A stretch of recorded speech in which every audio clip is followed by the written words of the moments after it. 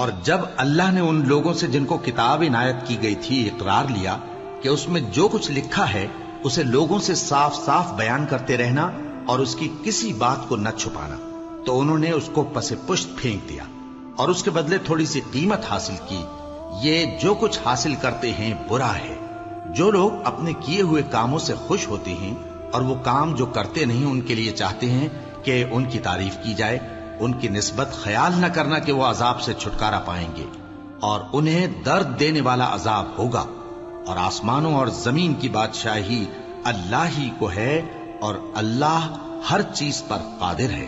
بے شک آسمانوں اور زمین کی پیدائش اور رات اور دن کے بدل بدل کر آنے جانے میں عقل والوں کے لیے نشانیاں ہیں، جو کھڑے اور بیٹھے اور لیٹے ہر حال میں اللہ کو یاد کرتے اور آسمان اور زمین کی پیدائش میں غور کرتے اور کہتے ہیں کہ اے پروردگار، تو نے اس کائنات کو بے فائدہ نہیں پیدا کیا، تو پاک ہے، تو قیامت کے دن ہمیں دوزخ کے عذاب سے بچائیو۔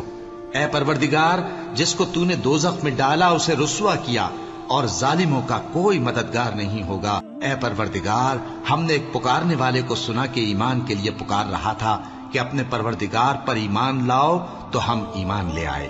سو اے پروردگار، ہمارے گناہ معاف فرما اور ہماری برائیوں کو ہم سے دور کر دے، اور ہم کو دنیا سے نیک بندوں کے ساتھ اٹھائیو۔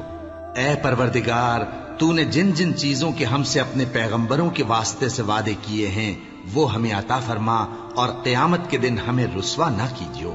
کچھ شک نہیں کہ تو خلاف وعدہ نہیں کرے گا۔ تو ان کے پروردگار نے ان کی دعا قبول کر لی اور فرمایا کہ میں کسی عمل کرنے والے کے عمل کو مرد ہو یا عورت ضائع نہیں کرتا۔